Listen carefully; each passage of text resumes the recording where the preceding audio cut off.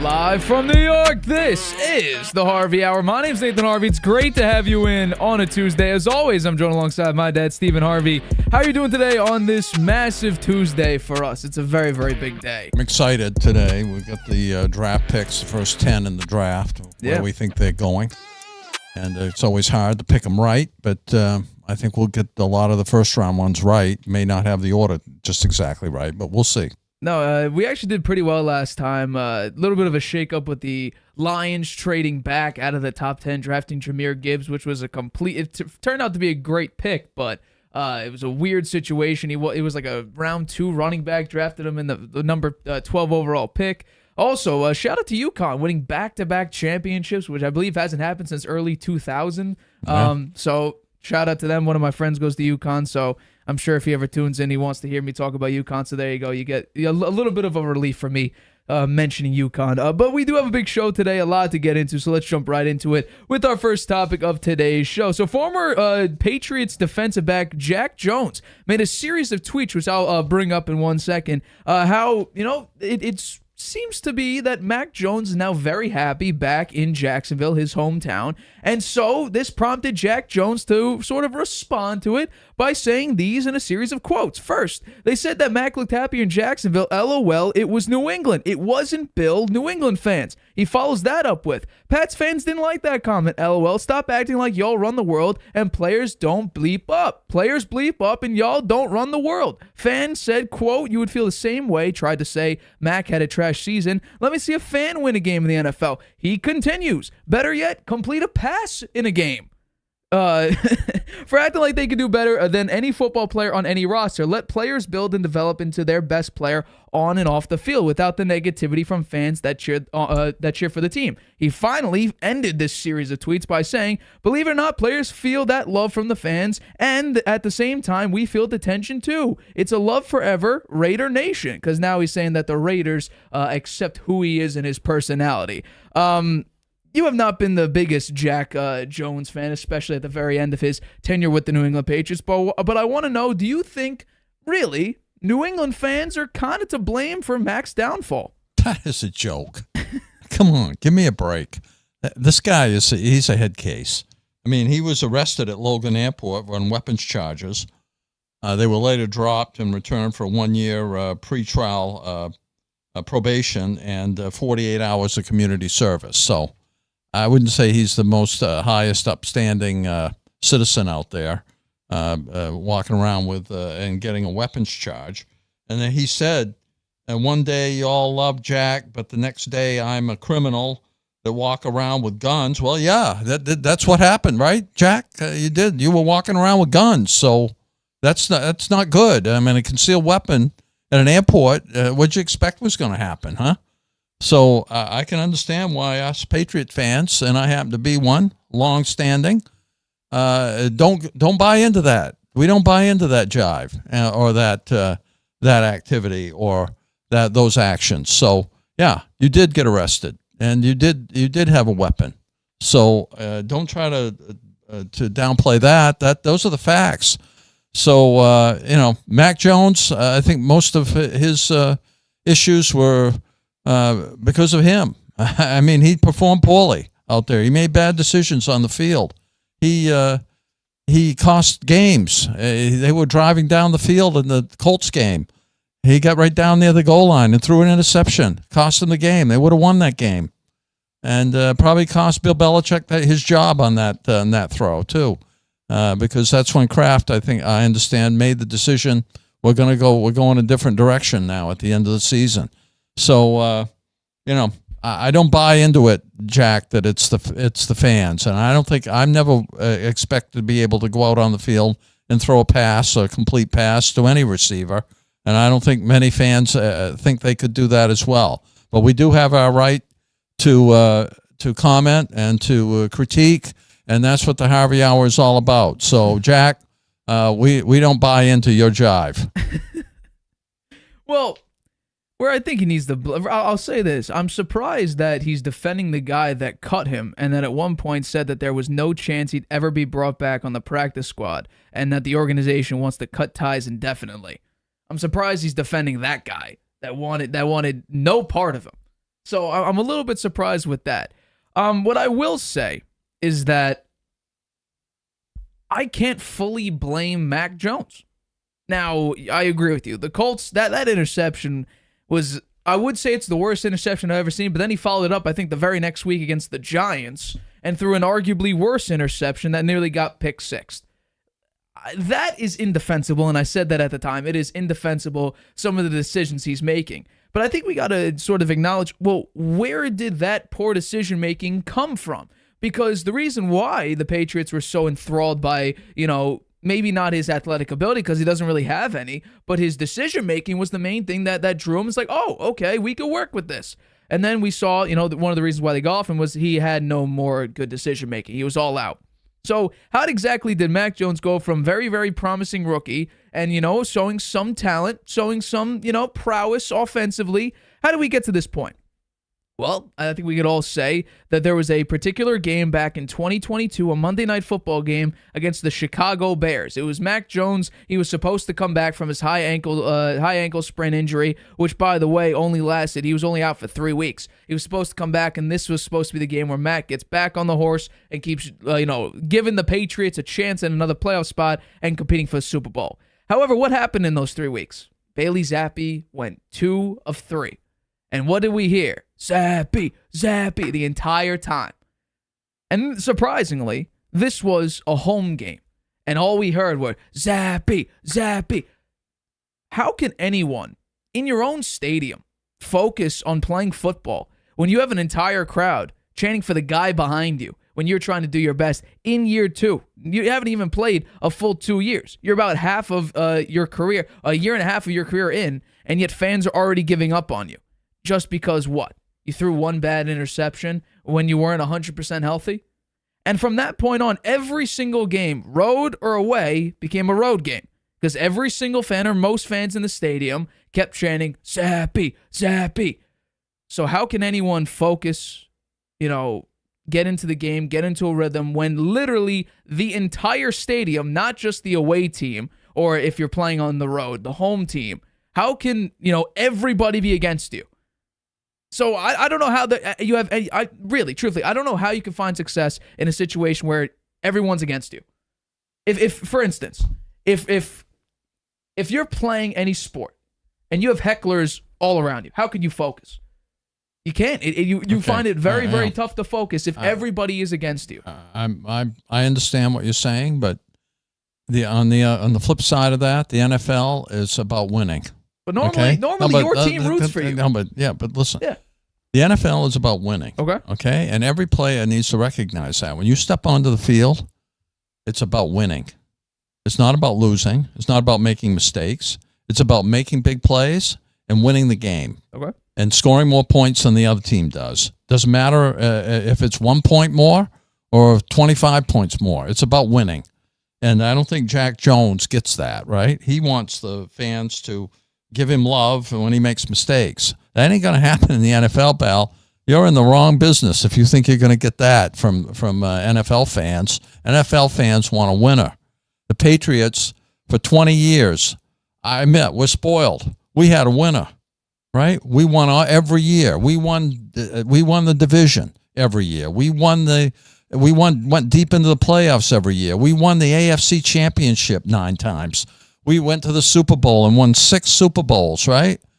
We hold the team to a higher standard with that kind of winning record and that kind of success and that kind of leadership that the Patriots had with Tom Brady and Bill Belichick and the rest of the team. That was excellence. That was in some cases almost perfection that we were watching. And then when you got on the field and got cut in November without any explanation, there's a reason for it, Jack. You didn't play well. You stunk it up. So that's not the Patriot way. So you're a Raider now, and you're happy to be a Raider? Great. We'll see how you do going forward. Well, to his defense, he did get a very nice pick 6 against Mahomes last season. He did make a couple nice plays, and I believe one of his first games was against the Green Bay Packers, and he picked 6 Aaron Rodgers. That was Bailey's. Actually, that should have been Brian Hoyer's game, but instead Hoyer got, was it a concussion on, his first sack in the game, which then brought Bailey Zappi in. So I can't defend Mac Jones' decisions this season. I can't. He made some horrible decisions, and that's why he's currently no longer part of the future plans of the New England Patriots. And he couldn't blame the offensive coordinator this year. Because he had a decent one. Bill O'Brien's a quality offensive coordinator. He has a track record of winning. Right. So, but what I can do is say that it got to a point where it's nearly impossible to grow, to develop, because nobody is on your side. And that isn't just how to test adversity, because normally, yeah, you might be in a Dallas Cowboys arena and, you have 75,000 fans against you. But the last 25,000 are with you because they're your team. They're your fans. But if 100,000 are against you, who's got you back? The coaches didn't like that. You know what? I guess that's... You had like maybe 7 players. I'm sorry. That's what you got to take when you're in the NFL. You got to, if you play poorly, you're going to expect that's the kind of... but at that time, that's what's going to happen to you. At the time, though, he wasn't playing that badly. I believe he had like a 500 record. And that was only, 3 games? When he got hurt, he was 3 games in to his second season in the NFL after making the playoffs after Cam Newton went 7-9. Mm-hmm. And he looked pretty good doing it. At one point, he led the Patriots to the number 1 seed in the AFC.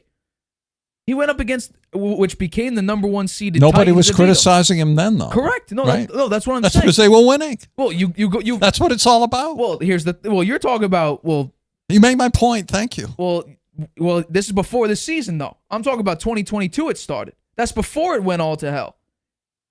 Well, I'm not talking about this season. 2022. The first season, nobody was criticizing Mac Jones because he was winning. At one point, they were the number 1 seed in the AFC. Correct. And that was, right. And they did make the playoffs. I'm talking about in year 2. We're talking about seven games in, 7 weeks in, when Bailey Zappi, when they had to split reps in that Bears game, when Mac threw a bad interception intended, I think, for Jonnu Smith against the Bears. They got blown out by the Bears in that game, but that was supposed to be his comeback game after a high ankle sprain. After Bailey Zappi went on that 2 out of 3 run, or did they go? Yeah, they went 2 of 3. They went to overtime, and they could have gone 3-0, but they went 2-1. People were like, oh my God, this 4th round quarterback, Bailey Zappi, he's not that bad. He's not, and then by the way, that Bears game was coming off of a game where they had 399, they had over 300 yards passing. So Bailey Zappi in that game had a phenomenal game. You're coming off of that, and now you're going back to Mac Jones, who really, who got out on the field in that game and didn't play well. He wasn't 100%. But maybe he shouldn't have been out there, though. That might be the case. But what I'm saying is that, he made one mistake, and then the fans were against him. They were already against him because of the nice little story Zappi had going on at the time. And then what it transformed into was people, Mac Jones started making mistakes. The fans, by the way, after that Bears game, they won 3 straight.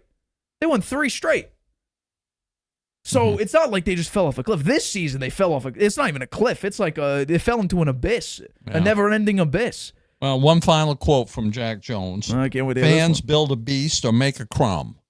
That's what he said. I don't buy that. I don't buy that. This past season, it's not the fans. Yes, it's the players that make do well or don't do well. It's on them. Well, they're the ones that make the choices and make the decisions out on the field. Right. And have the athletic ability, or they don't have it. It's not the fans. It's the players. Well, I'll say this: the Bears fans campaigned to keep Justin Fields. A lot of them, which look at the comment section of some of our videos. The fans love Justin Fields to stay in Chicago, but it was a decision by the organization that wanted to get off him for better. We'll see whether they made the right one or not. It'll be really interesting. The fans have a massive impact because they create these storylines. Yeah. They pump it into they pump these storylines into the media. That's what it's all about. The NFL would be nothing without the fans. It wouldn't be. Right. But to say that they have no influence or it's really just all up to the player's performance, not the case. Justin Fields played poorly. I'm not saying that it was 100%, but a player has got to work their way through that if they have a problem. They got to get back into playing winning football, and then they have the support of the fans. It's a pretty simple formula. Do you think Justin? It's a simple formula. If you're a loser, you're not going to be. The fans aren't going to love you. That's for sure. I completely agree with that. But let me ask you this last question before we move on. Do you think Justin Fields played well when the fans were cheering him on? Because he was playing poorly and the fans still believed in him. Yeah. Well, He went 10-28, led the league in fumbles, did not look great, and in the Packers game, that last game of the season, the offense didn't move. They put up, I believe, 9 points. yeah. Well, was it universal that the fans wanted to hang on to him? Look at our comments section. A lot of them don't like our Justin Fields takes as we progressed into saying we want Caleb Williams. Well, I don't wish him any ill will. He's going to be not. back. He's going to have a chance to compete for the starting job against Russell Wilson. We'll see how he does. He's still got another chance. When everybody's against you and you have no supporters, you need to be, and maybe it's, You have to have, one thing I've said in prior shows, when you're a professional athlete, you got to have supreme confidence in yourself. That's one thing you've got to have, and you can't let that get penetrated. You got to have a hard shell around that. Yeah. You got to have, you got to be 100% confident in your own ability, because if you're not, you will have these problems, and you won't be able to recover from them. And I'll say one last thing before we move on. Go for it. I'm proud to be a Patriots fan. I am too. Yeah. Who wouldn't be? Yeah. 6 championships in 20 years, had the best quarterback and the best coach in NFL history. And they've been falling on hard times, but I'm still a supporter of the Patriots. I'm a Patriots fan and always will be. The future is looking relatively bright, especially, having the 3rd overall pick, or depending on what happens the next 3 weeks, could be the 11th and the 23rd pick. Who knows? Who knows? Let's go to the association right now, because this is a nice little story. So the Knicks are only 1 game out from the number 2 seed in the Eastern Conference. There is no shot any team will get to the number 1 seed, because the Celtics have this massive gap in the Eastern Conference where this is a crazy thing to say, but there is a larger gap between Boston as the 1 seed, and right now the Bucks are at the 2 seed. Then Minnesota is at the 1 seed, or Minnesota and Denver, they're tied for the number 1 seed in the Western Conference. And you have to go all the way down to the 11th seed for that to be a relatively closer gap. So the Celtics have this division completely on lock, or the conference completely on lock. There is 0 shot anything will happen when it comes to seeding. However, the Knicks have an opportunity to do something that hasn't happened in a very, very long time, and that's to be at least the number 2 seed in the NBA. They've chilled at the 4 seed for the past couple seasons, had a decent playoff run last season, but fell short to the Miami Heat in devastating fashion. But they play the Bulls tonight and have an opportunity to actually jump them, which is fascinating. This is also curious. The Orlando Magic are also the 3 seed. Did not expect that from them this season, but I want to know, do you think there's a shot that the Knicks could be the 2 seed at the end of today, or at least, by the end of the season? Yeah. And how far do you think this Knicks team can go in a playoff run? Well, it's pretty interesting. They could be the 2 seed. They could be the 8 seed. Yeah. And there's only 4 games left. They could actually fall from right now they're the 4 seed. Yeah. Right? They could climb into the 2 seed. Or they could wind up the 8 seed. Just with 4 games to play. It's crazy, right?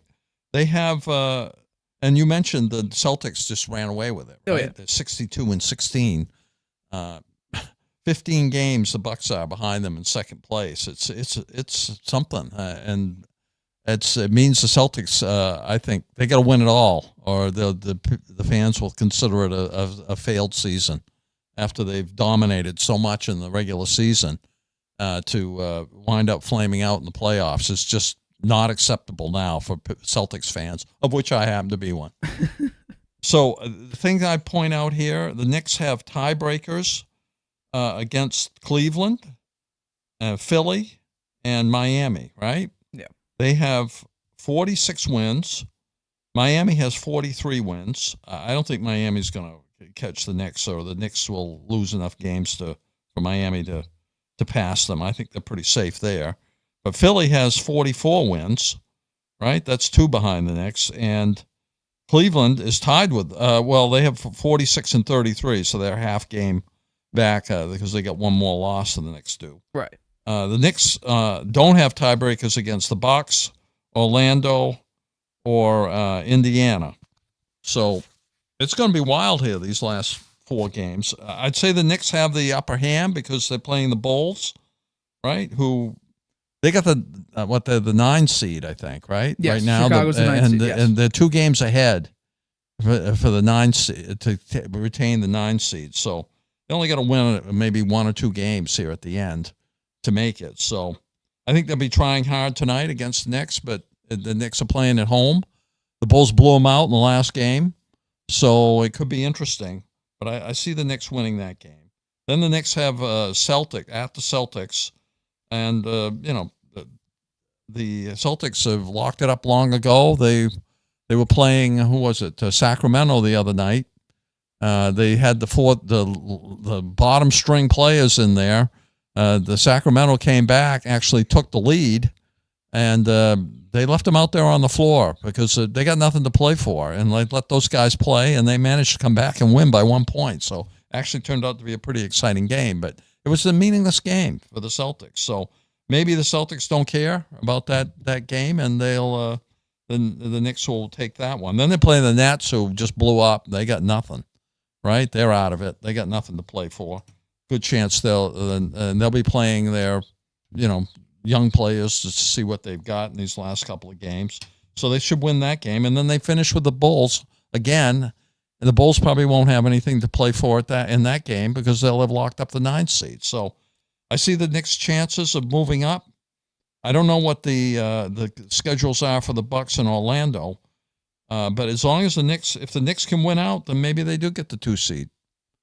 And I think that's probably the best thing for them because currently, if the Knicks get the 2 seed right now and the rest of the standings remain the same, so basically I'm saying Milwaukee drops down 1, Orlando stays put, which would be the 4 seed, and the Knicks move up to 2.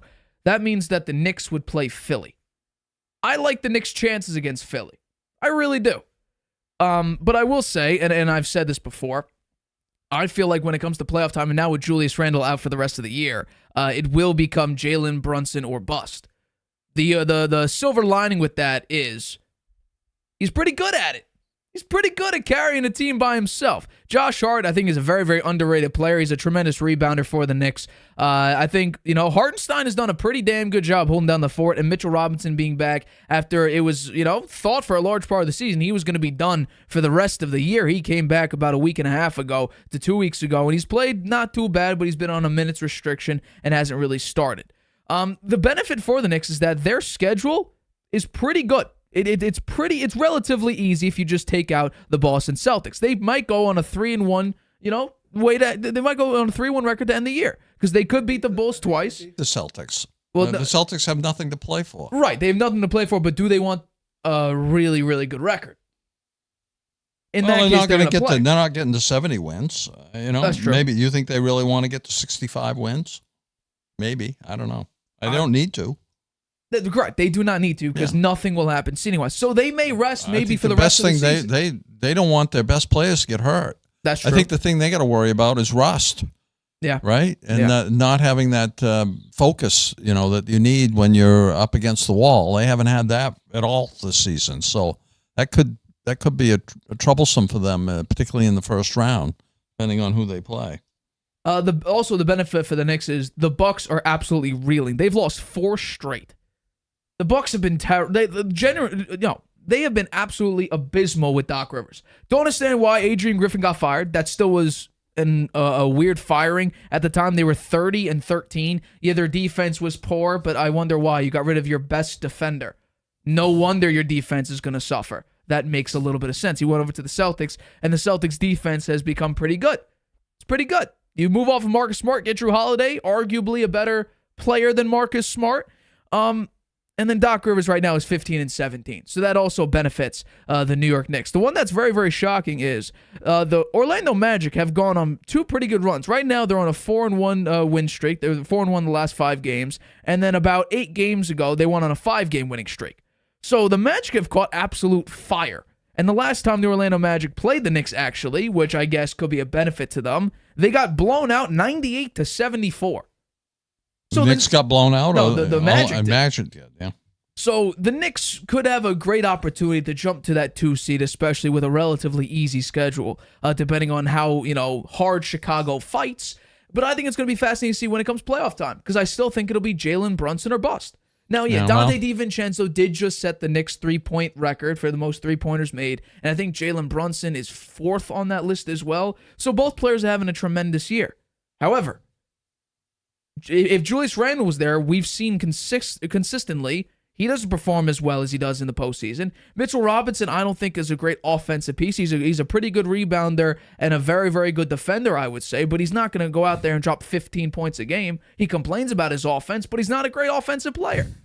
Now you have Josh Hart, who he's kind of Draymond Green-y, where he's a triple single basically, but he has the potential to rebound at an extraordinary level for a guard forward blend. And you know what? Assists not that bad. So Josh Hart's a pretty good player. Uh-huh. I'm still concerned though when it's all said and done, you might go up against the Heat team where for some reason Jimmy Butler catches fire like maybe no one else can, only in the playoffs. And we saw them go on an absolute tear, make the NBA Finals, and up against Jokic, who literally has nobody who could stop him at a consistent level. Anthony Davis has had some success, but I'm talking about on a consistent level. You got absolutely shredded. I believe they lost in 5. Mm-hmm. So I think the 2 seed is good for a confidence reason. For you're not playing a very, very tough middle-of-the-road team like maybe Indiana could move up a little bit, or Cleveland, who last year they were the best defensive team, and this season they're 7th in the NBA. But I'm concerned for the Knicks if they get into it with a pretty consistent team who does not quit like in Indiana, who they are one of the best scoring teams in the NBA but play no defense. If Jalen Brunson is not on his A game, they will not be able to keep up. Mm-hmm. Well, I think you've said it accurately, and I think it's the reason the Knicks don't get to the finals or even to the conference championship, because it is going to be on Jalen Brunson's back, and that's what happened last year when Julius Randle was hurt, right? And Jalen Brunson was really the only player out there. He burned out after a while, He played great. That's what happens when he played you're the great. only guy, He was the only guy. This year, though, even without Julius Randle, I think they have a stronger team. They do. Right? They have more depth. Anunoby is a great Anunoby's back, right? Yeah. And the other guy they got from the Raptors, you got a funny name. What is that guy's name? Precious Achiuwa. Yeah, right. Yeah, he's pretty good. He's not bad. They have Bogdanovich? Yeah, Bojan Bogdanovich. Yeah. He can come off the bench and play. So they're deeper this year. Maybe they get a little deeper into the playoffs. Maybe they get to the conference championship against the Celtics, which would be very interesting to watch. I think that'll be good. But I don't think they can get to the finals. I think finals, even if Julius Randle was there, I think is a bit of a stretch. But I do think if they get, because we have to remember, coming out of January, I think the Knicks had the top 3 players in plus minus in the NBA. I think they went 14-1 in the month of January. So they were the best team in January, and that was right coming out of the Anunoby trade. So they can get on these hot streaks, and I'd be nervous if the Knicks start picking up speed and they start playing and gelling like a true team. Everybody's playing with their roles and playing it at an effective level. Brunson doesn't need to drop 50 in order for them to win a game, which, has happened several times, and sometimes he drops 45 points and they still lose. You need Dante DiVincenzo to be hitting his threes. You need Josh Hart to play good defense and rebound effectively. You need OG to hit that corner 3 that he does very, very well. And you need Brunson to not absolutely choke at the 3 ball. The Knicks in this season, they're 21st in offense, and then the pace is terrible. They don't score enough points per possession, which is a serious problem when you go up against an efficient scoring team, which someone like Indiana can be. Now, there's a reason why Indiana is only, I believe, the 6th seed, and that's because they don't play any defense. But the Knicks do generate several second chance opportunities. You know why? They're number 1 in offensive rebounding. They get nearly 13 a game. If you want to round up, it's 12.7. But they get about 13 offensive rebounds a game. So they create these second chance opportunities. It's just about cashing in on them, which could be a problem. Because if DiVincenzo's off his game, if Brunson slips even the slightest bit, doesn't even need to have an off game. Just if he shoots a little bit less efficiently. Josh Hart, if he can't score a basket, injuries might pile up as well, which the Knicks for some reason are prone to the past couple seasons, whether it be Randall, Robinson, Brunson deals with injuries here and there. Josh Hart, I think, has dealt with some injuries. Well, they seem pretty healthy except for Randall right now. So, and they're a little deeper than last year, so they might make it to the conference finals, but I don't think they make it to the championship game. Championship series. They would need an upset within. I don't think the Celtics will get upset, but they would need an upset within the top 3 seeds. The 1 seed, the 3 seed. I think they seed should be scenario. lucky that they're not going to play Miami. Miami's right where they want to be, right? That's also where I would get scared with yeah, Miami. I'd be scared of Miami. It looks like the Boston will be playing them, right? Miami's actually Miami was a 10th seed last year when we ended the season, and they wound up going to the finals. Yeah, we picked them to lose the first game and be done with it. Yeah, I didn't see how that. It was amazing. So they may feel like they got a good chance. I mean, when it comes to playoff time, people talk about Jimmy Butler becoming Michael Jordan in the playoffs. So you have Embiid back now. I think he came back too late, though. I think yes. I think for seeding, absolutely. Yeah, but we're talking about, can he get his game really going here and get the chemistry back going with only a few games left? He comes back very late. But think about this, though. He gets the injury out of the way. The playoffs, he'll be relatively healthy. Well, he'll be fresh. That's for sure. He hasn't played, but is he really on his game? I mean, he hasn't played with those guys for a while, and they've been playing a different kind of ball. Whether they can switch back to what they were doing when he was in there, it'll be interesting to see. Well, the 76ers desperately needed Joel Embiid to come back because with Joel Embiid this season, they're 29-8. And at the time, they were seriously competing with the Celtics for the number 1 seed early in this NBA season. Without him this season, they're 15-27. They need him out there. They slipped from being the potential 1 seed to all the way down to what they're at now. They're improving slightly, but they were the 8 seed, I think, a week ago. Now they're the 7 seed. So seeding-wise, they can move up a couple places if they get on a winning streak and teams get on a decent losing streak, but the playoffs are what matters because Joel Embiid hasn't even made a conference finals yet. And this guy has won an MVP. And honestly, the way he was playing, he may have gone back-to-back because this guy was averaging like 35, 36 points a game and just being as dominant as ever. Tyrese Maxey's a nice-looking player. He just dropped his career-high 52 in an overtime win against San Antonio. Yeah. He has come to be an incredible player. Within the next 3 years, we'll be talking about a solidified superstar in the NBA. 1,000%. Yeah. We're going to take a break, but coming up, CeeDee Lamb addresses these rumors of him potentially holding out with the Dallas Cowboys in terms of trying to get an extension with Dallas, as well as it's that time of the year. We're 3 weeks out. We will reveal our top 10 picks for the 2024 NFL Draft. All of that right after this. Whether you're just discovering your voice or taking your show to the next level, you know what the world needs to hear. All you have to do is say it. With Spotify, set up your podcast. Your food podcast. Your mindfulness podcast. Your never thought you'd get this far podcast. And watch those sparks fly. I put a picture of the content. Drop the episode anywhere people listen. And find out who they're cooking with. Where they're finding inner balance. And why they love your show. You're already a creator. Now you can create, connect, and get paid for your passion with one single free tool. Spotify for podcasters. Talk where the world listens. Using Wi-Fi without NordVPN could mean sharing your private stuff with more people than you think. Stay safe on public Wi-Fi. Get NordVPN's special offer and encrypt your internet connection. NordVPN. Online security starts with a click.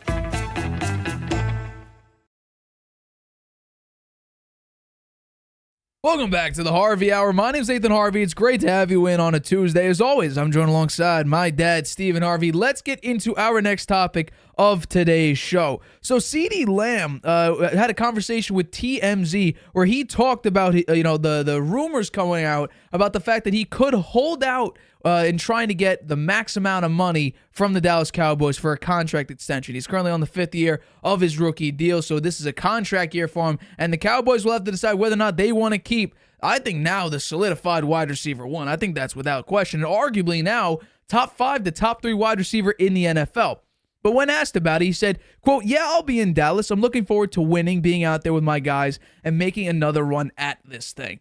So I want to know, do you think the Cowboys, because they've had some history of players holding out for money reasons, Ezekiel Elliott, a little bit of Dak Prescott, a little bit, but eventually falling through and giving them maybe, and overpaying them, maybe not what they're worth. Zeke, maybe, but definitely Dak Prescott. Do you think they'll have any trouble in signing CeeDee Lamb to an extension?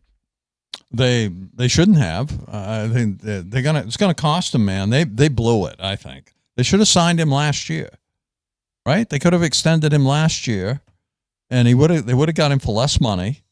He went out and had a season like nobody's had, like hardly anybody ever has, right? He had 135 catches, 1,749 yards, and 12 touchdowns, man. That is elite, right? He's up there with Justin Jefferson, Jamar Chase. He's playing in the elite league. He's one of the top receivers in the game. He's going to get a big contract next year if the Dallas doesn't extend him. They should have done it last year. They should have done it for if they wanted to keep Dak Prescott. They should have done something for him too, and Micah Parsons, because now they didn't do that, and their cap space is all blown. They got no cap space. If they'd done those extensions, that would have given them some cap space. They would have been able to sign some of their starters, who they lost 6 of them, and they lost 1 to retirement. So I don't know. I picked them to be, over under. I picked them to win, 12 games again. I don't know if they can do it now that I studied this. I think there are 6 starters lost and 1 to retirement, and only signed 1 player in free agency. I think they're not sitting too good here, and they're going to upset CeeDee Lamb. He's not going to go to the voluntary workouts, it sounds like. Well, Maybe he won't. Maybe he will. Maybe he won't. I mean, he should get 4 years, $120 million for $55 million guaranteed. A signing bonus of maybe 75 or so, locked up through 2026, something like that. You got to give him a contract. The guy deserves it.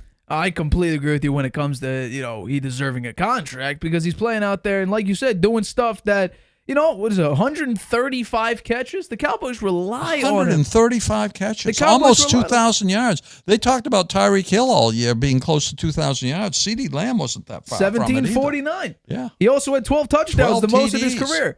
He's gotten better and better and better.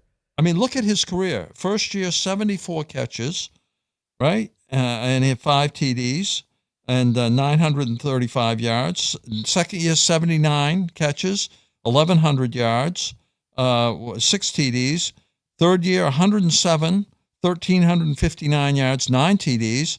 And this past year, 135 yards, 1,749 yards, 12 TDs. He's going to get 2,000 yards one of these years. Well, I mean, while he's still young here, he could get the 2,000. He could hit the 2,000 yard mark. Well, with the volume that's increasing, you were about to go on that. He nearly doubled his receptions from his rookie year, 74 to 135.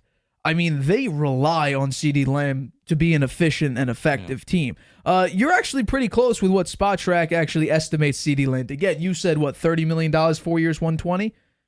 4 years, 120. So that's $30 million a year. So you're basically giving him, 1 year less than I believe Tyreek Hill got. I think he got 5 years, $30 million a year. Yeah. CeeDee Lamb, the Spot Track has 4 years, $115.4 million, so $28.8 million a year. So you're very, very close with your estimation. But I would say that I agree with you. They completely missed their mark on when to make some of these signings. They apparently came out, Ian Rappaport reported about, 2 weeks ago, give or take, that the Dallas Cowboys were not going to extend Dak or reconstruct his contract. They did, but it was like in a minuscule amount, nothing game-changing for this season. So the Cowboys next season have the 9th most cap space in the NFL. Now, will that change if they decide to sign some of these big guys to extensions like Micah Parsons and CeeDee Lamb? Yes, it will. And the fact that they didn't sign anyone in free agency when there's a glaring hole in some needs, like offensive tackle, but they could draft one, although the drafting spot that they're at, doesn't exactly say that they're in position to get one of the top offensive tackles. They currently have the 24th pick in the NFL draft, but you can get a pretty decent one because this draft is filled with great offensive linemen, great wide receivers, as well as, if you want to take that route, potentially you might want to get Michael Penix might be there. Bo Nix might be there. If you want to get off Dak, which might not be a horrible thing. Why would they draft a quarterback, though? They traded for Trey Lance. Right? They're going to give him a chance. They're going to give him a chance. You wait and see. I think if you've been a follower for the Harvey Hour for any... Lance is going to get a chance. I have no faith in Trey Lance. No disrespect to him. I think he was a great player, a great prospect, young prospect. Did not get the reps he needed to be an effective quarterback, and I think it's a little bit too late. But when it comes to CeeDee Lamb, I don't think there should be a holdout because the Cowboys are going to do what they always do. Overpay. And cave. That's in. what they do. Now, depending on how you think overpaying might be, I think $30 million is a perfectly reasonable amount for a guy that you see growth with each and every single season. And with Dak Prescott being a little bit better, sometimes every year with the right amount of help, and especially with CeeDee Lamb, this season was a great year for Dak. He was a serious MVP threat through most of the season, except Lamar really took it over when he went up against the 49ers and just completely embarrassed them. But Dak was a serious MVP candidate this season. You could argue he deserved to be it based on the numbers. But you could also argue two other players besides Lamar Jackson had a shot at MVP. If you can imagine, if CeeDee Lamb doesn't get the extension, he's going to have one hell of a year this year. Oh, 1,000%. And so is Dak Prescott. Those guys are going to play their mind. They're going to play out of their minds this year. I see a good chance of CeeDee Lamb going over 2,000 yards. I really do. I think it could happen. He's in his prime. Oh, 1,000% he is. He's only, 24, 25 years old? Yeah. Right now he's 25 years old. His birthday was yesterday, so happy belated birthday, Happy I birthday, guess. CD. But it's the Cowboys. Yeah. Did you hear what Jerry Jones said about it? What did he So say? whoever has CD, and I hope it's us, they're going to use him. You have to. I'd hope You so. just have to get that kind of mileage out of him. What has he shown us? I mean, that's kind of a weird statement, right? Well, what has he shown you? He's shown you. He's carried you. He's saying the obvious. Yeah. He's saying the obvious. Obviously you're going to use him. He's a top wide receiver in the NFL. Yeah. So, by the way, PFF graded him as the sixth best wide receiver last year, but I think, you know what, you might be able to move him into maybe the top 5. Brandon Ayuk being a 91.5 graded wide receiver, I think that's a bit much. If you alter it to just receiving grades, he becomes the 4th highest receiver, which is probably where he needs to be. He's a tremendous talent, 1,000% tremendous talent. And people said in the past that they don't know if he's wide receiver 1 material. I think this season fully proved that he is capable of being dependent on. Oh, yeah. He's number 1. I will say this. That playoff game was weird. Drops here and there. Timing was off. Well, they don't play well in the playoffs. We've seen that. It's not just Dak Prescott. The whole team didn't play well in that game against the who was it? They played the Packers. The Packers, right? The Packers, That's true. That's true. So definitely CD deserves a contract. I would say $30 million is not unreasonable. 55 guaranteed, 75 max. And then you can, if he somehow he doesn't perform well, you're off of him by 2026. It's not an unreasonable. Not unreasonable. And what you might do is go cap heavy early. So if you don't want the last year or last 2 years of his contract, the major cap hits are right out of the way anyway. You could structure it that way. But then again, I don't think, like Jerry Jones said, that I would hope he's on the Cowboys if I'm on the Cowboys, because he's such a tremendous talent and helps us out in so many levels. The fans will revolt if he's gone. Well, 100%. And then you also got Micah Parsons, who there was someone out there. We didn't talk about it on the show for today, but supposedly there's people within the locker room that would breathe a sigh of relief if Micah Parsons was out of the building because of what he says on his podcast and stuff that he says. Yeah. It's ridiculous. That is just pure media BS, in my opinion. Micah Parsons, again, tremendous talent, incredible athleticism. Why would you get rid of a player like that? I believe it is now time for our mock drafts. We do this, well, at least we've done it for the past year now. 3 weeks of every year, we go in and week by week, we go through 1 to 10, 11 to 22, and then 23 to 32. So, it's time to run this back once again. The 2024 edition of the Harvey Hour mock drafts. I will begin with my series of picks here. So we're going to go 1 through 10. This is going to be good. Now, we're going to do something a little bit different this season. We're now introducing trades. Last season, we didn't do trades, and it wasn't, perfect. Some things got screwed up in our grading system, but this year, we have introduced trades to this, which is a little bit of a hint at what's to come for both of us, and maybe even down the line. Things might change when it comes to drafts. So let's begin with my first pick of the the 2024 NFL draft for me. Let's play some music.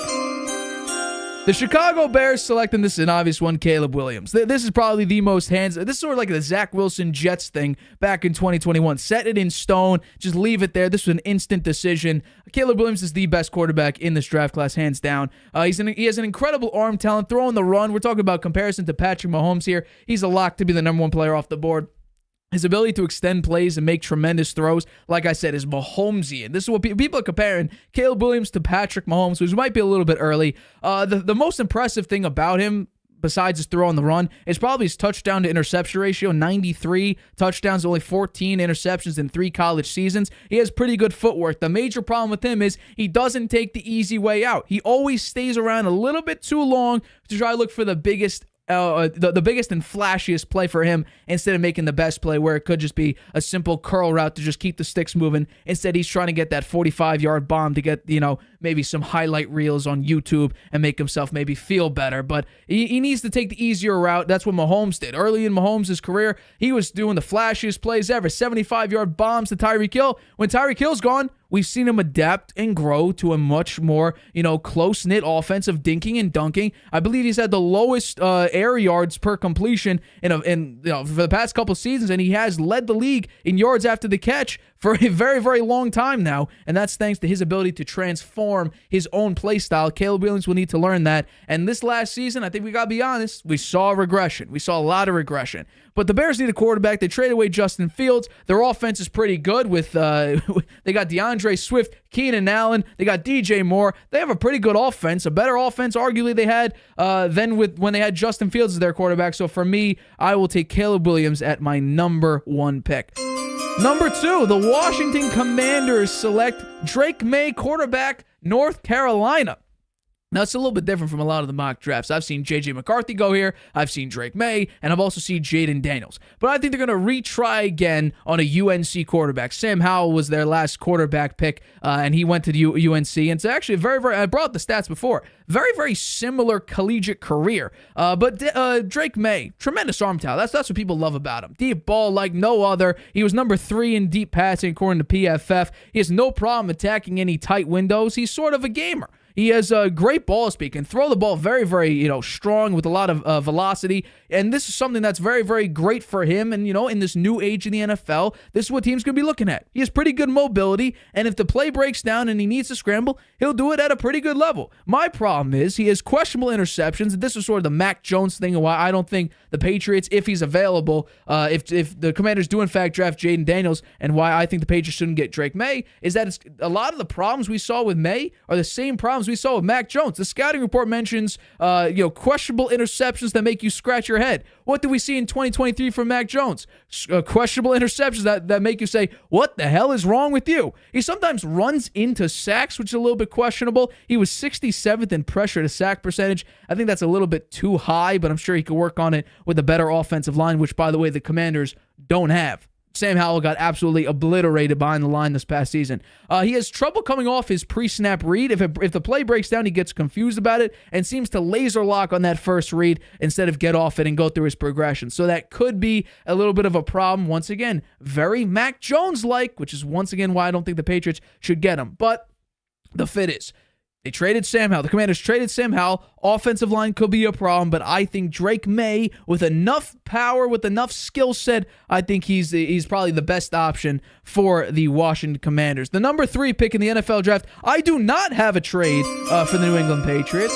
What I do have them drafting is I have them drafting one Jaden Daniels. If he is available, I do not care. Really, unless the Vikings are going to go overkill on trying to get a top 3 pick, that the Patriots should move off of, Jaden Daniels when he's available. The problem is with Jaden Daniels, he doesn't have a tremendous arm, but it's perfectly fine in the shorter. It's good enough to be a number 1 quarterback for a team. He was number 1 in deep passing. So if we love Drake May's arm, I think we should start loving Jaden Daniels' arm because he was number 1, according to PFF, in deep ball passing. We mentioned, Cam Newton. They had to form an offense back in 2020 with Cam Newton because of his ability to run the football. Now you have a dynamic player who could do very, very well in the passing game, but now is a serious running threat, or maybe a Lamar 2.0, if you will. He would have to make defenses if he gets running a little bit and he scrambles a lot. you're going to need to put a defensive spy in order to keep Jaden Daniels in the pocket because he has incredible escapability and he allows plays, if they do break down, he has the ability to extend plays and make the best play possible. The only problem with it is he's only had one season of really high-level execution. Is he a one-hit wonder? We'll have to wait and see. But right now, what we saw was he won the Heisman. He's tremendous. The problem is, one of the problems is he also has a pretty high sack rate. The Patriots' offensive line, I don't love their two tackles. If they move Michael Wenu to right tackle, which I think they should do, which they did last season, he played pretty well there. I think that would bolster their offensive line pretty well. What I don't love is the fact that Connor McDermott or Calvin Anderson would be the other tackle. I don't think they should draft an offensive tackle in number 3 because you do need a quarterback. I don't think Jacoby Brissett or Bailey Zappi should be the starting quarterback. But I think Jaden Daniels is a perfect pickup. They traded Mac Jones away.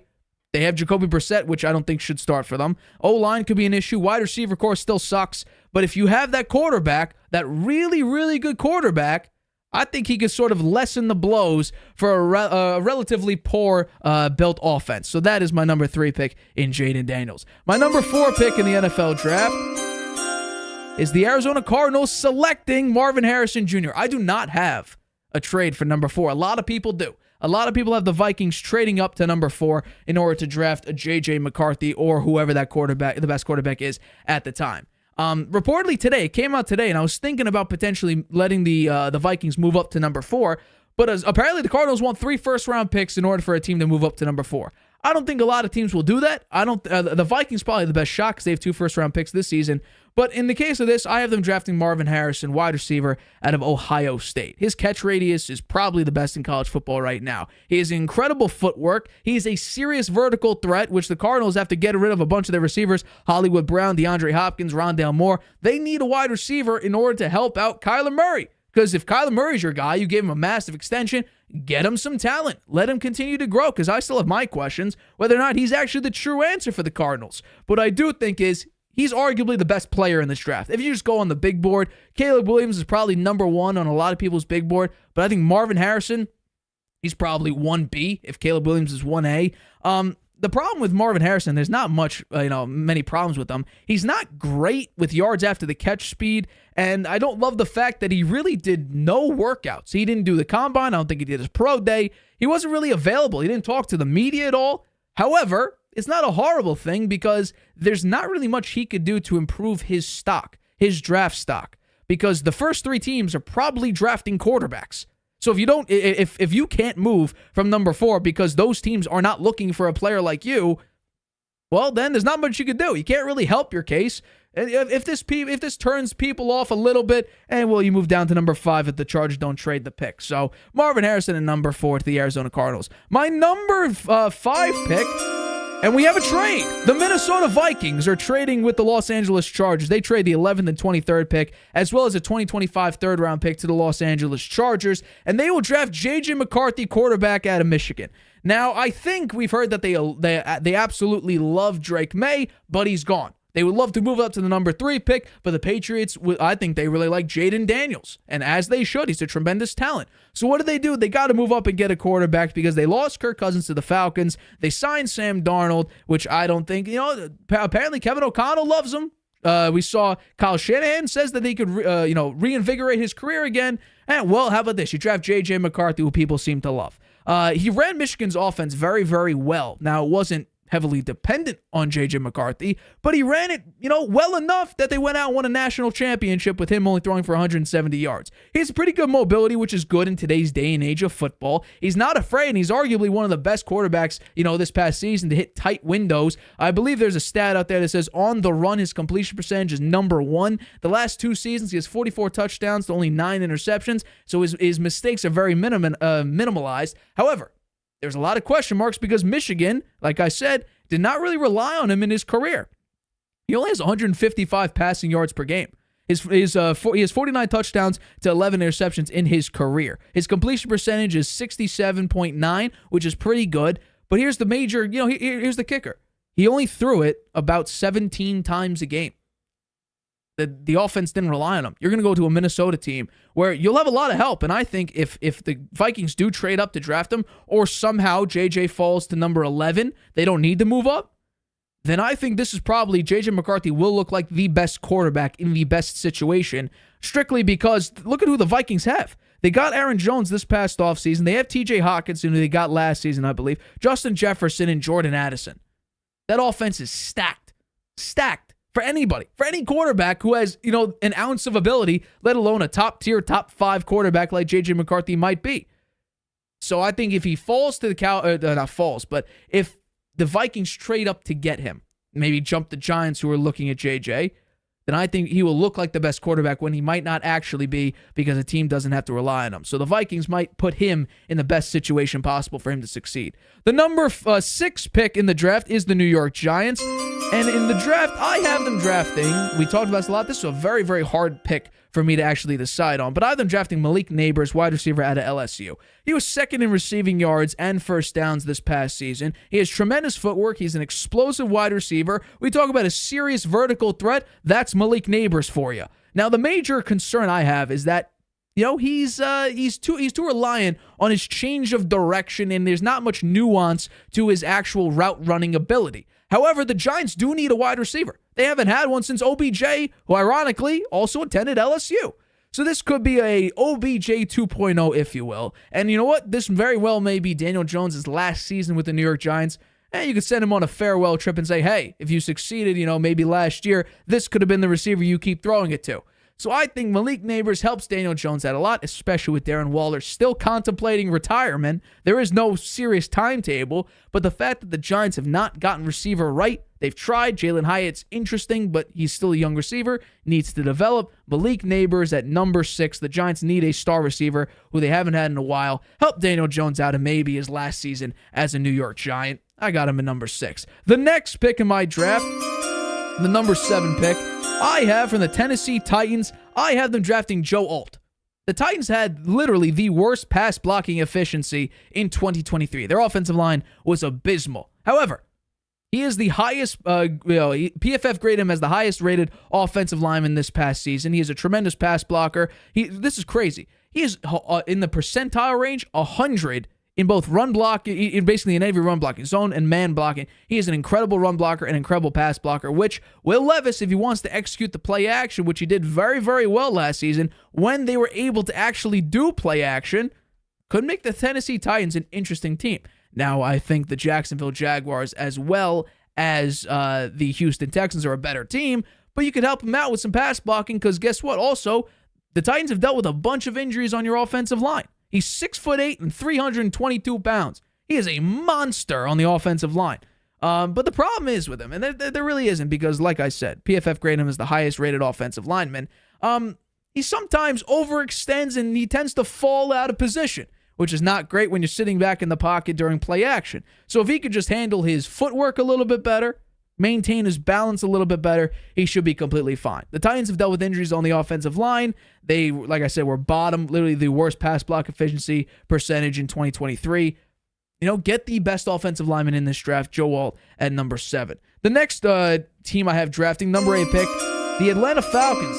They're going to select someone that I don't know if people exactly agree with, but it should have been quarterback, and then they got Kirk Cousins. I have arguably the best defender, and that's Dallas Turner, edge rusher from Alabama. They let Calais Campbell go. They're not going to re-sign him probably, so you need someone else that has that explosive edge rush to get on the edge and pressure quarterback or disrupt an outside run game like Dallas Turner could actually do. Check this out. The only pass rusher to have more sacks, tackles for losses, and QB pressures from 2021 to 2023 was Will Anderson Jr. I think he's a pretty good player in year one. Helped out the Houston Texans defensive line pretty well. His change of direction actually is pretty interesting, and also his speed allow him to run a 3-4 scheme pretty well, especially as an edge rusher, because he can run from the outside as well as drop back in coverage, which should be interesting for the Atlanta Falcons defense. I think his ceiling is very, very high just with his explosive nature. And you know what? The fact that he's such a good pass rusher and arguably the best one in this draft could help out Atlanta a lot. They were 27th in pass rush last season. You had a player like that, I think it's going to be a massive upgrade. However, I think there's one thing that I think he should do, and maybe he can't just because of his weight, but if he bulks up a little bit, I think he should use that size to his advantage. He's 6'4", 252. The weight might be a little bit low, but he has a little bit, finesse is normally a good thing. Sometimes you can have too much of it. I think he just needs to absolutely put the head down and drive straight to the quarterback and disrupt the quarterback. And I think that could help tremendously. He's already a great pass rusher. If you just keep your head down, maybe bulk up a little bit, gain 10 pounds or so, you could even extend your level of pass rushing even higher, which is pretty crazy. He's also not a great run stopper. He's tied for 218th in run stops last season.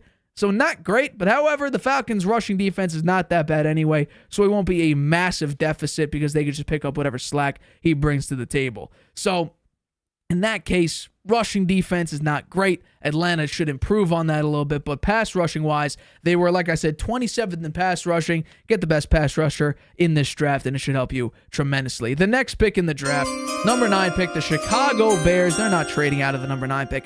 I don't have them drafting Rome Odunze. I do have them drafting, however, Jared Verse, edge out of Florida State.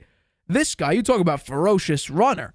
This guy is a tremendous pass rusher. He's tied for 8th in QB hits this past season. His level of explosiveness, that first step explosiveness, is an NFL caliber first step, I think. You pair him with Montez Sweat on a defense that people said is the reason why Justin Fields is not a quarterback, because their defense wasn't good enough and their offensive line wasn't good enough. Well, how about this? You added Caleb Williams, and then you bolster your defense with a very, very violent and aggressive pass rusher like Jared Verse. And check this out. The Bears last season were dead last in pass rush. You had this violent guy running through the line, breaking up offensive linemen, hitting the quarterback. Like I said, he was tied for 8th in QB hits. Oh, yeah, this will help you at least move from the bottom of the barrel. You maybe were able to move up a little bit. You pair him up with Montez Sweat. So now do you double Montez, or do you have to stick with single coverage or single blockers on both those guys? I think Jared Verse could cause some serious trouble for offensive lines that maybe are not, top-tier offensive lines. You help out, you give maybe Caleb Williams second chance opportunities. If he throws a pick, you turn around, give it 3 and out offensively, and right there you got Caleb Williams the ball back, and you gave up no points in the process. He doesn't have the longest of arms, which could be a problem, especially against certain pass rush counters and tackles. If you go to the outside and he's on the edge, you might not be able to reach out and tackle him. And once again, he's not a great run stopper. But the Bears, however, it's crazy. They were number 1, I believe. I'm gonna quickly fact check this. I believe, they were number 1 in rush defense last season. It's pretty impressive if you're calling out the Bears defense being so poor, which by the numbers, it really wasn't. It actually was the 12th best defense, or 12th total defense in the NFL last season. But you get a pass rusher like Jared Verse, lo and behold, it's improved. It's improved, especially with the new offense, too. The Bears, I think they're 8.5 over under. There's a lot of faith. Vegas loves the Bears, apparently, with Caleb Williams and a potential new tremendous defensive edge rusher. Let's go with my last pick in the 2024 NFL draft, at least in the top 10. The New York Jets, and we talked about this before. I have them drafting tight end Brock Bowers out of Georgia. This team is stacked on every level, every single level, and maybe they're top-heavy, too top-heavy in maybe offensive line. And if you deal with injuries on the offensive line, you don't have Mekhi Becton anymore. You replace him with Tyron Smith and Morgan Moses. However, if one of those guys gets hurt, Morgan Moses might, just depending on the history that he had with the Ravens, you might be a little bit of trouble there. So maybe you go offensive line here, but Tyler Conklin last season was ranked 26th. He's not that bad of a tight end. However, could you get the best tight end hands down in the draft? Yes, you can. You have a perfect opportunity to actually do that. Last season, I said they should either get Dalton Kincaid or Michael Mayer. They went with Will McDonald, who doesn't even start for them. It was a depth piece that early in the draft. Normally, you don't draft depth pieces unless your team is filled out completely. You could have gotten a better tight end. You did it, and now you make up for that mistake. You help out. You give Aaron Rodgers another weapon because you already have Mike Williams. You already have Breece Hall. You already have Garrett Wilson. Why not add Brock Bowers to that list as well? He's hands down the best tight end in this draft. It's not like, who's going to go first? Michael Mayer, Dalton Kincaid. Dalton Kincaid looks like a really, really good tight end, but Michael Myers really good too. I think this is hands down. Brock Bowers is the guy. He's a tremendous run blocker and lead blocker as well. That could help Breece Hall, as well as help you if you need an extra lineman. Brock Bowers could help you with that. His post-catch ability is also very, very impressive for a tight end. Yards after the catch, hey, Aaron Rodgers could dink and dunk. If the offensive line breaks down, he can just go back to dinking and dunking if he doesn't trust some of his guys. And what's pretty impressive is he could be a serious key component in pre-snap motion because he's had experience in line as well as in the slot. So it could throw potential defenses off of you if they change up coverages. It could help you a lot. but he does have to build up his speed. He doesn't have instant twitchiness or quickness, but he does have pretty good build-up speed, but he does have to build up speed in order to get to that top speed. And also, just because he's a tight end, he might not be in the greatest of shape. His routes could be a little bit crisper, but of course, that's just nitpicking at this point. But there are my top 10 picks. Caleb Williams 1, Drake May 2, Jaden Daniels 3, Marvin Harrison 4, J.J. McCarthy traded up to the Vikings traded up to get J.J. McCarthy at 5, Malik Neighbors 6, Joe Alt 7, Dallas Turner 8, Jared Verse 9, and finally Brock Bowers 10. Those are the top 10 picks for me of the 2024 NFL Draft. Now, let's jump into you now. We got your top 10 picks. Okay, well, just a few comments on your top 10 Sure. draft picks. Bring them up there again, just for a second. Yeah. So we have many of the same players here. There's only two different, actually. The order's a little different, but the only difference I have with you is I got more quarterbacks going earlier. Okay. Yeah, so let's take a look. Let's go. So let's begin. Okay, number 1. You going to play the music? It should be playing. Okay, it's let me do this. Does it work? There we go. I got Caleb Williams going number 1 as well. I think everyone thinks that's going to happen. I agree with your comments on him. I think he's the best thrower on the move. I think he'll fit the Bears pretty well because he can make the big play when the design play breaks down, which is going to happen a lot with the Bears, right? So he also identifies pressure and reacts to it well, which is going to happen to him a lot playing with the Bears too. So I think he'll fit in nicely with the Bears. He's a very competitive guy. You mentioned he needs to be a little more selective on his throws. He sometimes holds the ball on a little bit too long. So those are things he'll have to work on. Also, the USC structure, maybe it didn't identify everything about his game. He didn't really make too many big-time deep throws. So that's something to wonder about. In terms of the fit, I think he's perfect for the Bears. Prince, and it's perfect for him because they don't have any other quarterbacks really. I mean, they traded away Justin Fields, and their backup quarterback is no great prospect. So he should be very comfortable that he's going to be the starting quarterback there, and he should be comfortable in the system there. And he, as you say, he could be a lot like Patrick Mahomes, so it'll be fun to watch, and I do think he's going number 1. Number 2, I disagree with you on it is a quarterback, but I think it's Jaden Daniels instead of Drake May. I think Daniels is the more complete player. He can stretch the field and frustrate the defense. He's good at the deep fade throws, which is one of the toughest throw in football. He was 9-14, 231 air yards on those throws, which is great. He had 8 TDs on those, no interceptions, and a passer rating of 147.3 on those throws. So that's excellent, right? He can also throw the deep ball. He was 34-51, 1,291 yards, 22 TDs, no interceptions. Passer rating of 149.3. So the guy's he's the best deep thrower in the draft by quite a bit. And I think the weaknesses for him, it's kind of a small sample size. He didn't really get in there and play until last year and show what he could do. And sometimes his accuracy can be a little inconsistent. But he looks good to me at number 2. I don't think the Commanders are going to take the risk on Drake May.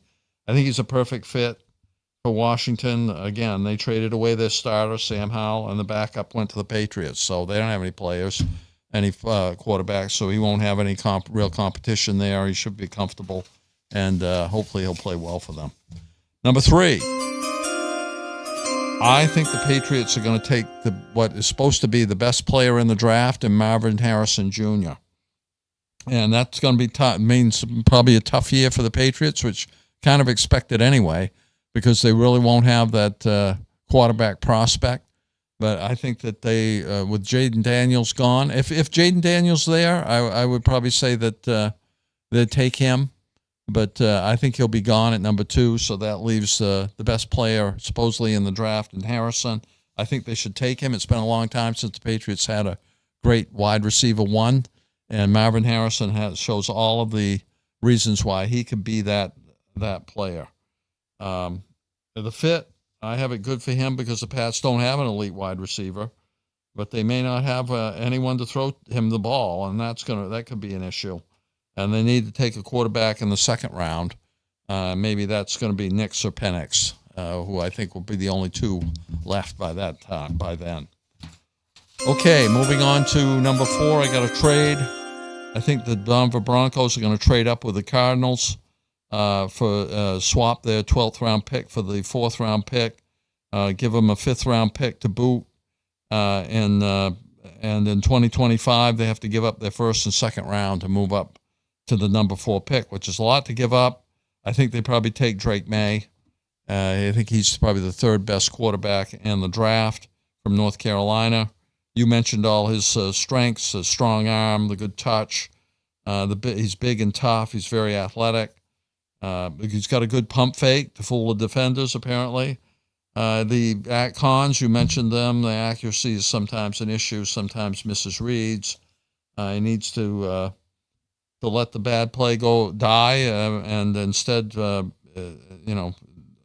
trying to make it worse by trying to be a big hero.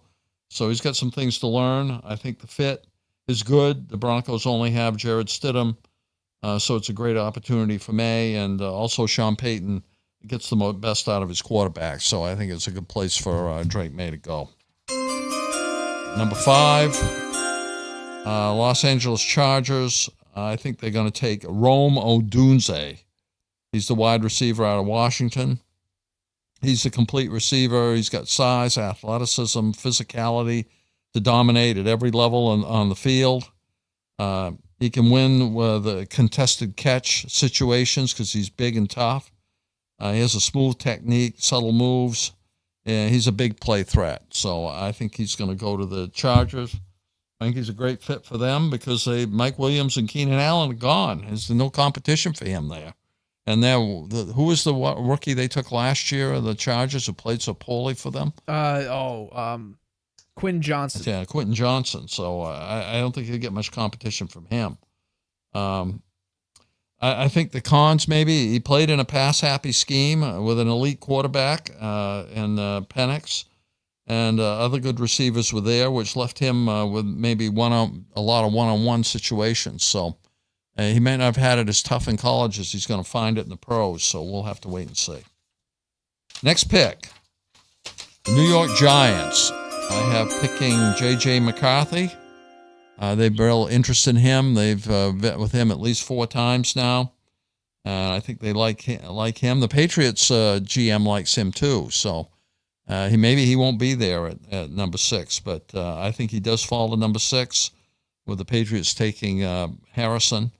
So, you mentioned McCarthy going to the Vikings, and they have to trade up to get him there. That might happen, but I don't think it will. The Giants get J.J. McCarthy for all the same reasons you identified. I think he's a good fit because he'll get a chance to watch probably for 4 or 5 games until Daniel Jones blows it enough so that they replace him and J.J. McCarthy gets his chance.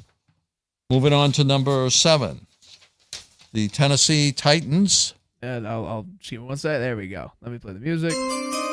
Hey, I think they take Olu Fashanu, the offensive tackle from Penn State. Have you seen the size of that guy? Olu Fashanu. Fashanu. However. That's easy for you to say. He's the offensive tackle for Penn State. This guy, 6'6", 317 pounds, man. He's a big guy. He's a big guy. Big guy. He's got all the physical and mental traits to be a franchise left tackle. And great movement for his size. He can handle the talented edge rushers. He's a smart blocker who can pick up defensive schemes. So I like him a lot. Maybe the only cons there were maybe a little room for improvement with consistency and technique. And maybe he needs to work on his mechanics instead of just relying on his outstanding physical tools. But he's the guy. I think he's the best offensive tackle in the draft this year, and I think the fit is great. The Titans, he can step right in there and start at left tackle, and which has been a weakness for the Titans. Okay, moving on to number 8. We're almost done here. The Atlanta Falcons, I agree with you. Dallas Turner, edge rusher, for all the same reasons you mentioned. I think he's got the talent. There's a good fit there in Atlanta. He's got the talent to start as a rookie on a team that has a decent defense that Turner can help make great. And number 9, I agree with you again. Jared Verse, the edge rusher, for all the same reasons. And I think the fit is great as long as the Bears play 4-3 defense. He'll be great. He doesn't look so good in the 3-4, falling back into the coverage. That's not his strength. But on a 4-3 defense, he's going to be a showstopper. Okay, and finally, the Jets at number 10. I think they take Joe Alt. He's another great offensive tackle from Notre Dame. Look at the size of that guy. 6'8", 322 pounds, man. Dude's massive. Wow. And also his father was a pro ball player, right? Correct. At the same position. So he's going to be he's learned a lot. I'm sure he learned a lot from his dad, who will be a mentor for him. And so I think he's a real find, and I think the Jets are going to take him. You didn't have the Jets taking him because you thought they got enough offensive line talent now. They're top heavy. I don't think so. Those guys are going to get hurt. The Jets, they always have problems. They do. And they're a snake-bitten team. They can't have enough offensive line guys considering how poorly they played last year. So I think he's a good fit. I think he'll be able to step in there and play for the Jets because they couldn't get any worse than they were last year on the offensive line. And that's it for me. I'll say this, and those are very, very good picks. Well, thank you, Nate. I appreciate that, even though I can't pronounce Fascino. Oh, I love that. I want to preface this first. A little bit screwed up on the graphic. I'm sure if some of you were following along, it's a little bit of screwed up. If you know, that's okay. You tried hard. Clip goes up, it'll be fixed. Don't worry. That's my fault. But yeah. Well, wow. we got 2 more rounds of this, so we can always improve. Oh well, yeah. No, right. I'm just gonna tweak the graphic a little bit. It'll be up by tomorrow. Or whenever this clip goes up. This draft is gonna be very, very fascinating because there are so many ways you could take it. Like, are the Patriots going to go quarterback? Will they trade back? Who are the Commanders going to draft? Are they going to go with, And what's different about this year than it is last year is that Bryce, it was the number 1 overall pick. Because the Texans were going to get whatever quarterback was going to be next anyway. It didn't matter who it was going to be, Bryce Young or C.J. Stroud. It was just going to be who was there. We're now seeing that at the number 2 spot, which then could create serious ramifications for 3, for potentially number 4 or 5, or even 6. Because actually, my friend sent this to me mid-show. Joe Shane came out and actually talked about, he didn't come out, but Albert Breer came out saying, I guess he was talking with Joe Shane. He says that they're probably going to be looking at, if quarterbacks are going to go 1 to 4, that they're going to get the second best position player, not a quarterback at 6, which is okay as well. That player will really help us. So your pick, you actually do have the 4th quarterback going to the Giants. But if we take it my way, they're not going to go Penix or Bo Nix. They're going to just probably go out and get a receiver, whether it be, Malik Neighbors, Rome Odunze, whoever the case may be. It really is dependent on who gets picked, who trades up, if anybody does trade up, who trades back, and who exactly they draft. Yeah. Well, I think that Penix or Nix will be there for the Patriots in the 2nd round. So they still could draft a quarterback who has a franchise potential, and will be exciting for the fans. But I think they should take the best player in the draft at unless Jaden Daniels is there at number 3, then they should go ahead and take him. But I think they're going to take Harrison, and we'll do our 2nd round picks on next Tuesday. Oh, and it's not 2nd round; it's 11 to. I call it mock draft 2.0. This is our own 2nd round, which is the 1st round. Next 10 picks. Next Tuesday, correct? Yeah. Next Tuesday. I'll think about it, but I do think there'll be a quarterback that's worth picking in the 2nd round at the 3rd pick in the 2nd round. So because you have to take into account we're looking at potentially, The Raiders could be interested. The Broncos could be interested. I think even really the Seahawks could be, but they did trade for they traded for Sam Howell. So it could be a situation where Sam Howell could be their future, or they could draft Michael Penix. I don't see Sam Howell being their future. So then we're looking at a round 2 where you're going to need to go with maybe a tier 3. You don't think Geno Smith is good for another 2-3 years? I mean, he's good. He wasn't used that much over the past 10. He's got a lot of gas in his tank. I'm not the Seahawks GM, but what we saw from 2 years ago, where he was completing like 70% of his passes and making it to the playoffs, compared to now, or at least near making the playoffs to now, did they make the playoffs 2 years ago? I'm pretty sure they did.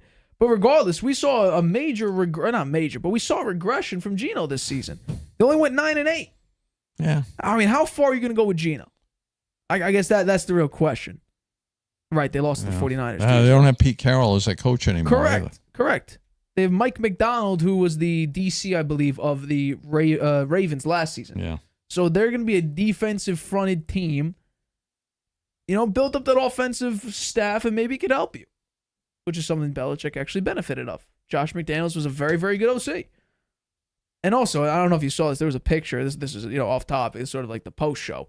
Belichick was seen wearing I think it was a legitimate picture, full Washington gear, because Steve Belichick is a coach there now for Washington. He was in Washington, just dressed in the full Washington Huskies gear. It was weird seeing that. It was very weird. I bet Washington will have a great defense this year. I really think so. If Bill Belichick, he's not going to be working, right? He's going to be out there helping his son. Probably. Yeah. I'd say Washington made a smart move getting Steve Belichick. Yeah. You wait and see. Steve Belichick may come back to the NFL. You think we're going to see Steve Belichick as the head coach of somebody? Or you never know. Coordinator? He's still young. He's still very young. So he could, he does a great job out there. You never know. We'll see what happens. He did well when he worked. He could get a head coaching job in college first.